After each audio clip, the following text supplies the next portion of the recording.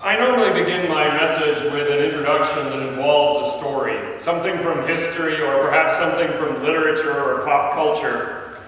I left the whole first page blank of my message this week. Up until this morning it was a blank page, anticipating that I would have a plethora of stories to choose from my own life. That certainly this week I would have an introduction that I could use for this text. Because today's text is about parenting. I knew that something from the beginning of baby Powell's time outside the womb would be perfect. There was just one problem with that plan. Baby Powell has not yet arrived. I left this introduction unwritten until this morning, hoping that this blessed event would show up at the last minute, and not wanting to write something about the hope that Aragorn's mother believed that her son in the Lord of the Rings would have. I didn't want to do a story like that. Or maybe an anecdote about how Martin Luther's father disapproved of his choice of being a monk. Those can wait for other times. In light of my own anticipated experience and that of Nicole, I had hoped to begin today's message talking about our experience as brand new parents. Well, that'll have to wait until next week. And if not next week, I don't know. 23rd of April. that might be ugly. So hopefully next week I will find a way to shoehorn that introduction into the message.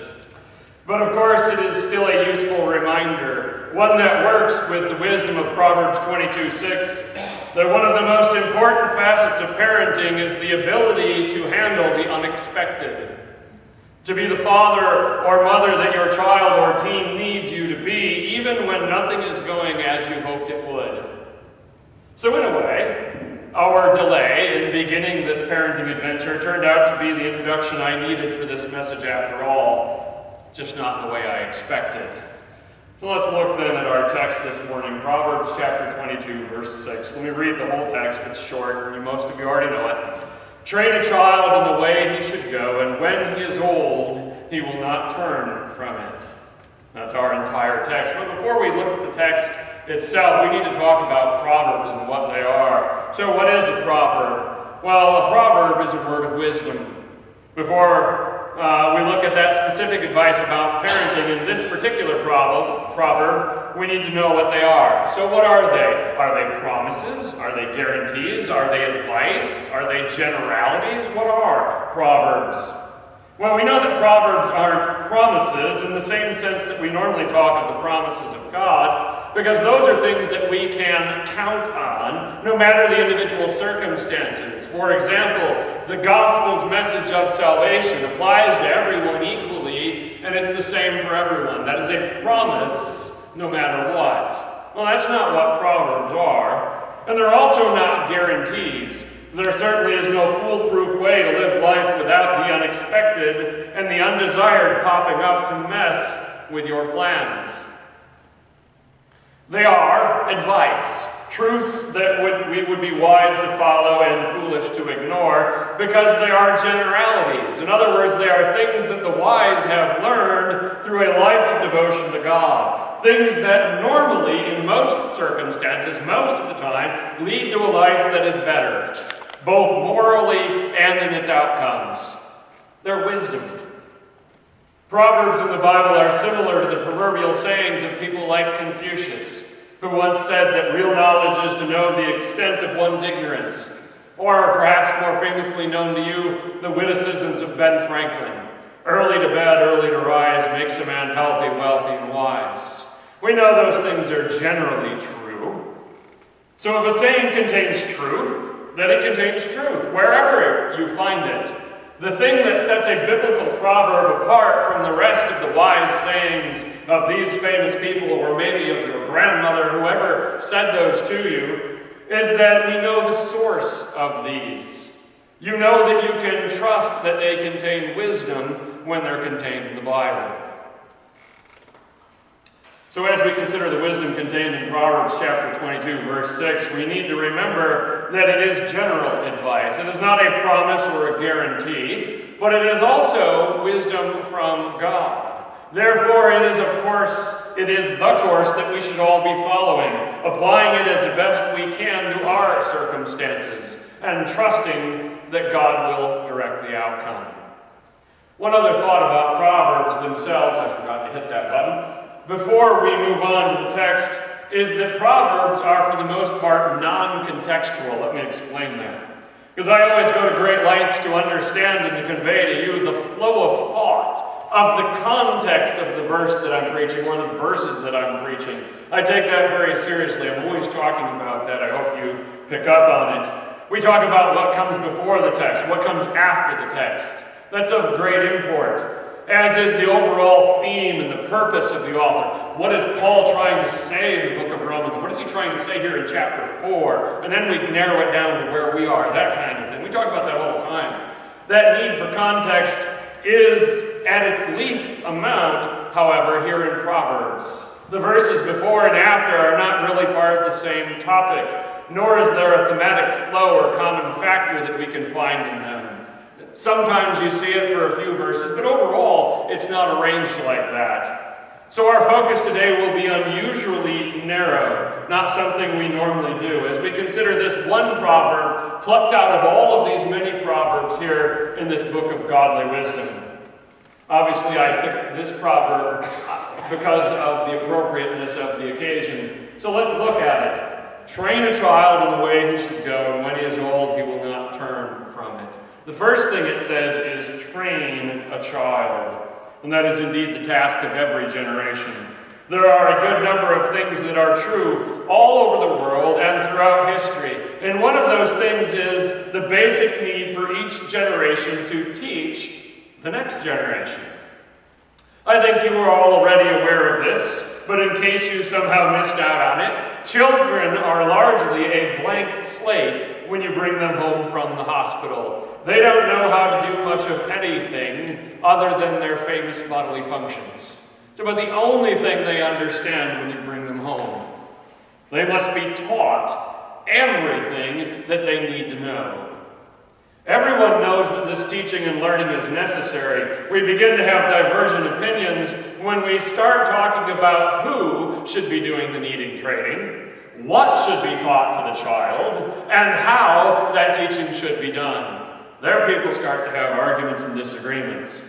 Well, actually, the Bible contains a relatively small amount on parenting advice per se, beyond the universal command that is repeated often for children to obey their parents, and the need for parents to teach their children about God. That's about all it says for the most part. Specific instructions about the particular role of a mother or a father or a grandparent or anyone else is actually kind of rare. In Ephesians, Paul says, fathers, don't exasperate your children. That's about as far as it gets. That's the sum of the advice. Particular strategies and techniques of parenting are not what we're finding here. The Bible really basically states the need. It says to you that this is something that you need to make happen, and then leaves it to us in our particular cultural settings, in our particular circumstances, to figure out how we're going to do that. And we shouldn't be surprised by this. The Bible's purpose is not to be a step-by-step, instance-by-instance guide to life. The Bible is not the ancient version of Life for Dummies. That's not what the Bible is. It isn't a self-help book in any real way. It is a collection of the words of God, transmitted to us through men to enable us to live righteously in this world. That's its purpose. So let me then offer some insight into the specific questions revolving around this issue of training children. As you know, my ample experience in this field qualifies me as an expert. Now, that joke would have been hilarious if we had this child 2 or 3 days ago.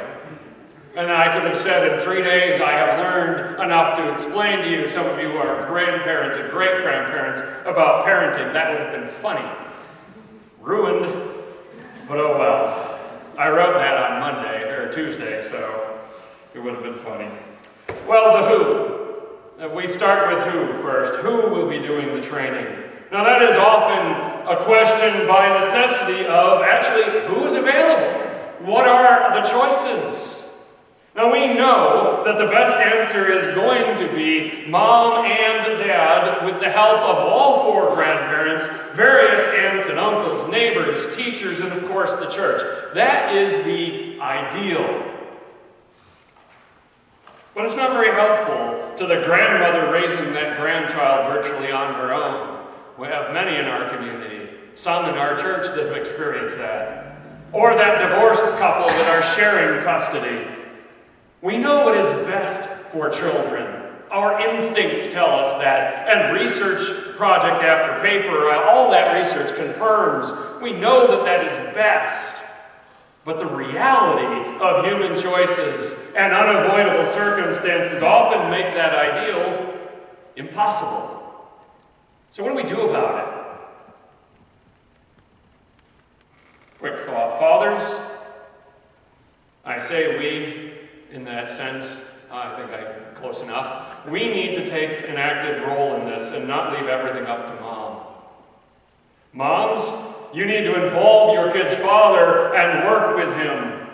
I worked with a lot of teenagers as a teacher for 10 years that had no father figure in their home. And let me tell you, that was extremely detrimental, both to the boys and to the girls, not to have him in their life as an influence. Now, when that teamwork approach isn't possible for one reason or another, sometimes it is not possible. Sometimes the father or the mother is away on military service. Sometimes divorce has made it impossible. Sometimes death. Or even sometimes mom has fled from an abusive husband. She's certainly not going to turn back to him for help. In those cases, other people need to step up and help out that single mom or dad. Other people need to fill the gap, whether they're grandparents. Grandparents, this is where you can be a lifesaver. And I say that literally sometimes. You can save a life by stepping in and helping. My grandparents had a profound impact on me. I had two loving parents at home, both doing their best, both spending a lot of time with me. But my grandparents were profoundly impactful. Particularly my mom's mom, Damaris, called her Grandma Cahoon because she remarried after her husband, my mom's dad, had died. I didn't even know my grandfather wasn't my biological grandfather until I was a teenager because he also cared for us as a grandfather. Well, her funeral was the very first funeral I ever spoke at as a minister. That was not an easy day. It's not an easy day to think about even now. It's been a long time.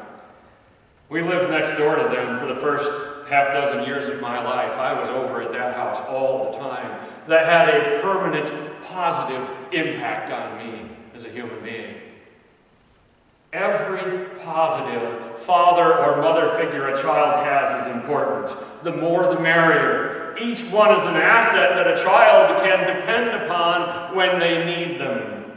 The extended family, the neighbors, the teachers, the coaches, they all have a role to play here, reinforcing what has already been learned and picking up the slack where they find it. Which brings us to the role of the church. As a church family, and I choose that word deliberately, we can be an extraordinarily effective support and reinforcement system for the effort to instill godly values and attitudes in a child. It can be through formal programs that we have, like Awana or Junior Church, where the kids are right now, which have a huge impact, far in excess of the effort that they cost us. They are exceedingly efficient uses of the church's resources. And yes, that is a plug for both of them, both for Junior Church and Awana, and a reminder to you that they both have an ongoing need for more volunteers. Or it could be, instead of that, it could be simply an informal mentoring, even simply being a good role model for a child of what a godly man or a godly woman is supposed to look like. I was blessed to have many godly men and women to look up to in the church that I grew up in. They reinforced what my parents were trying to teach. They were valuable mentors for me. In a very serious way, each child that is connected to this church, one way or another, is our responsibility. We have a role to fulfill in that child's life. It is one that we must continue to take seriously, and one which relies heavily upon the service of those who help fulfill this important role. So each of you who volunteers to help the church do its duty, to train the children, has my profound thanks as the pastor of this church. You are helping me in an important task that is the function that we must fulfill. Those men and women mean a lot to me when I was growing up. My Sunday school teachers, my Awana helpers, my VBS helpers, I remember them to this day and the things they taught. I know that it had a powerful impact on me, and I know it's having a very powerful and useful impact on these kids even today and tonight when they come back for Awana. So we know about training a child, but what is this about the way he should go? The answer to the question of who should be doing the training is multifaceted. It requires parents and help from family and the church. But what about the content of the teaching to be done? Will any lesson do, or does God have something very specific in mind? Now, there are some lessons that each and every child needs, and some that are necessary for specific children, but not for others. Things like hard work, honesty, kindness, the things they learn in school, like reading, writing, and arithmetic, those are important to every child, regardless of their aptitude or their personality. Yet as a child grows and matures, it will become clear that more specific and specialized training is needed to take advantage of the God-given talents and natural interests of a child. Now, the Hebrew phrase here that we translate as, in the way he should go, is literally according to his way. In other words, the way a child should go is the way in which God made him, or God made her. God had an impact on how this child ought to go because he made him that way. This is somewhat ironic proverb, I think, coming from a culture where men generally followed in their father's vocational footsteps and where women had less options than that. In our culture, a plumber's son can become a doctor, and a doctor's son can become an auto mechanic. We have much greater social mobility regarding vocation and much less social pressure to follow a predetermined career path. Given that their culture had little choice from the child's perspective, and our culture sometimes almost has too much choice, it would seem best for parents across the board involved in the training of children to focus on the character traits and the moral values that need to be developed in every child, because they will be important no matter what path is later chosen. A plumber needs to learn honesty and hard work, and so does a doctor, and so does a mother. Whatever the vocation ends up being, they're going to need that. Another aspect of the idea of training a child according to his way would be to utilize the educational theory of multiple intelligences, to allow children to learn the best way that is possible for them. Now, the teachers in the audience are probably already shaking their heads because they know about this. They are familiar with the teaching of Howard Gardner and his research. Gardner identified 7 distinct intelligences, and some people argue about there's more, there's less, they organize them differently. It doesn't really matter. And he showed in his research the extent to which students possess different kinds of minds, and therefore learn, remember, perform, and understand in different ways. To put a long story short, not every kid learns by reading. Some kids learn by doing. Some kids learn visually. Some kids learn through music. Kids learn in different ways. In the past, education largely consisted of doing things one way and forcing all kids to sink or swim with that method.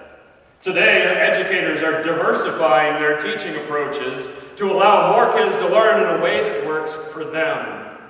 Why am I talking about education? Because this is a trend that parents should be following, especially when dealing with multiple children who may or may not learn the same way as each other. Newsflash, if you have 2 kids, you have 2 different kids. One of the keys then to helping a child learn in the way he should go is actually flexibility on the part of the adults. Flexibility and understanding of the differences between children is not the same thing as letting children make all of their own choices. Being a parent or a grandparent or other person with responsibility to train a child is a sacred obligation. As an adult, you know things about life that a child has not yet learned, and in many cases is not yet capable of understanding. Children are like the grasshopper in Aesop's fable, living in the moment, not worried about tomorrow. Adults have to be like the ant, preparing for the winter, looking to the future. We all know a child will eat candy for dinner if given the choice. A child will stay up late, and a child will be oblivious to safety issues, all with potentially disastrous results. Thus, it is up to us to make sure that they eat well and get enough sleep and avoid the ER as much as possible. Let me tell you the truth. How I avoided breaking bones as a child is beyond me. With all the things that I used to climb on, my mom has pictures of me as a toddler pulling out the drawers to climb up on the counter to run and jump off. I don't know where that idea came from, but I know I did it. And I also did the same thing with trees when I was old enough to climb trees. But I never went to the ER with a broken bone. God made my bones nice and springy, I guess. Parents have to do their best to avoid such things. Beyond health and education and well-being, all of those normal things, there are other issues common to the raising of a child, and that is the issue that naturally springs to our minds as we consider the training of children. How do we instill in them the same love of and dedication to God that we know is so important in our lives? How do we transfer that to them?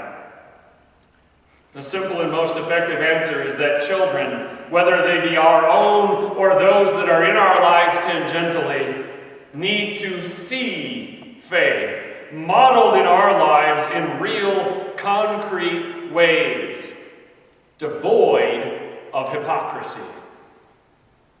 The number one way that you can train a child in godly ways is to model it yourself honestly without hypocrisy.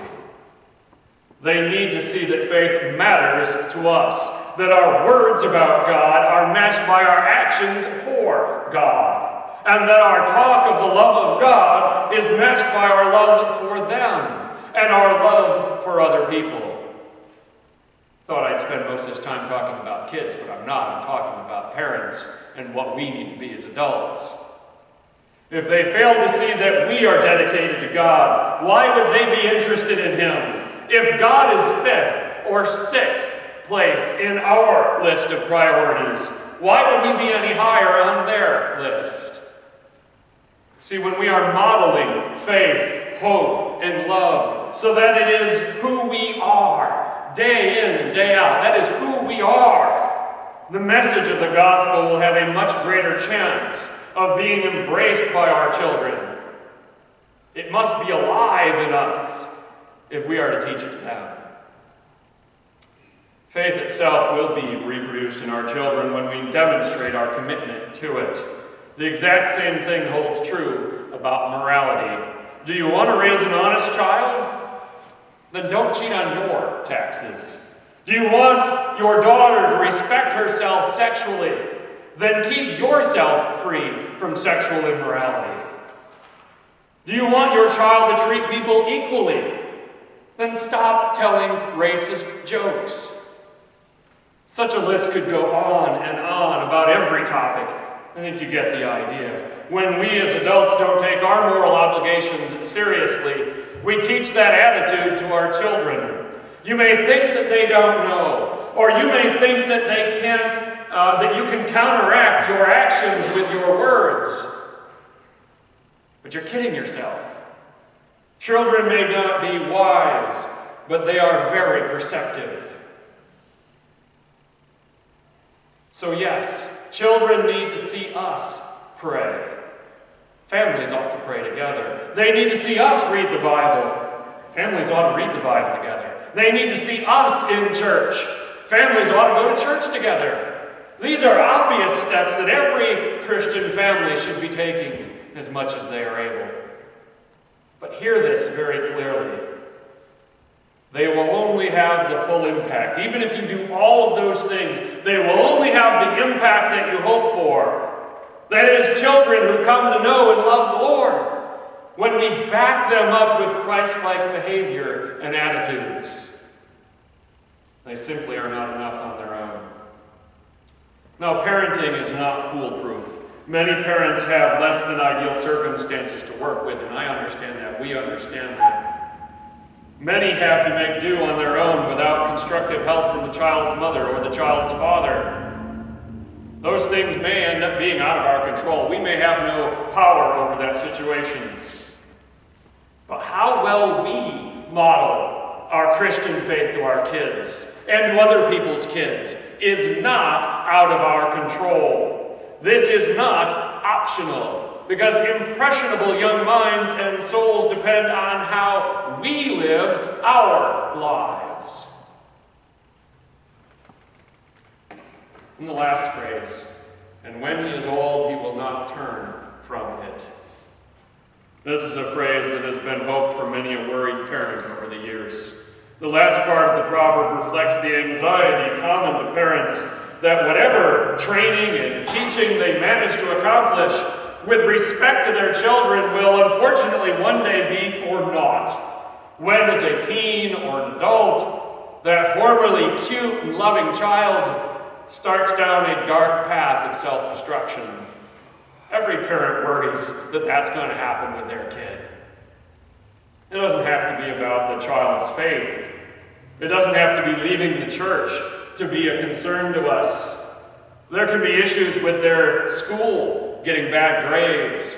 There can be an issue of their career, not being able to find a job. There can be issues of relationships or dating that guy that you can't stand. Plenty of worrisome things exist. Plenty of poor choices can be made.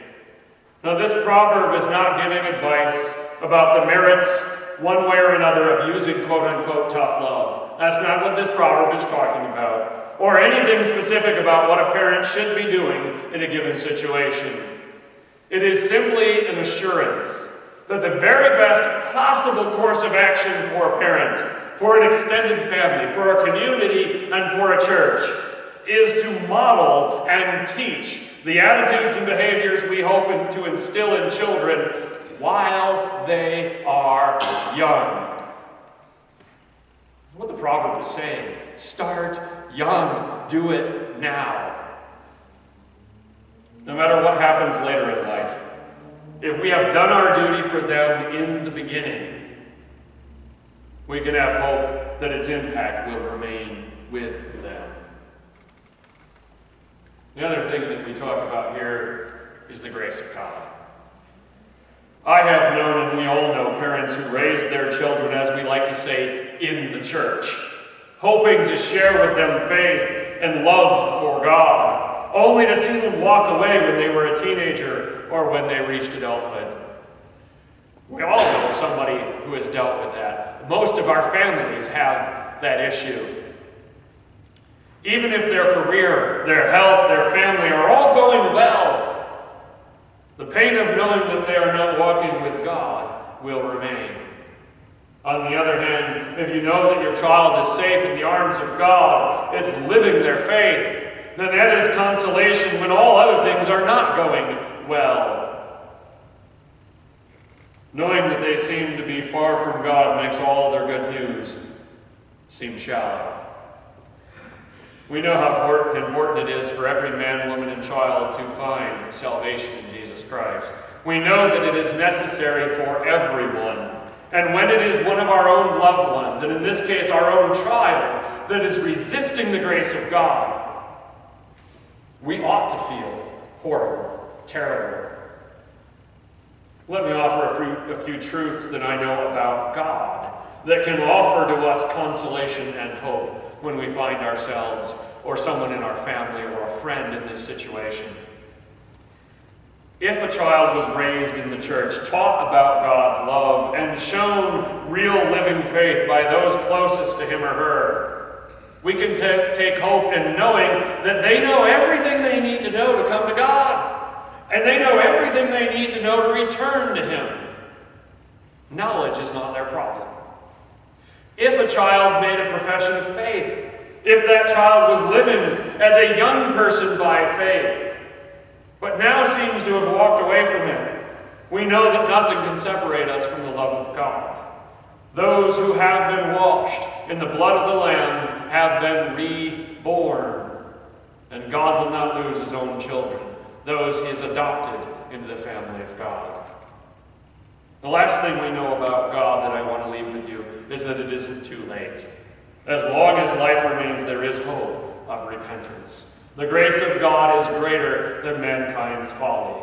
There is still reason to hope. So what do we do? Knowing that about God, what do we do as parents, as grandparents, as a church, for those who have strayed away from God? First thing we do is pray, and then keep on praying, and then pray some more. Second thing we do is hope, because we know that God is good, his love endures forever, and his grace is sufficient. And the last thing we do is take an example from the parable of the prodigal son. We love. Our arms must remain open, ready and willing to welcome a lost sinner home, no matter what went on before. We must be willing to forgive and forget, just like God.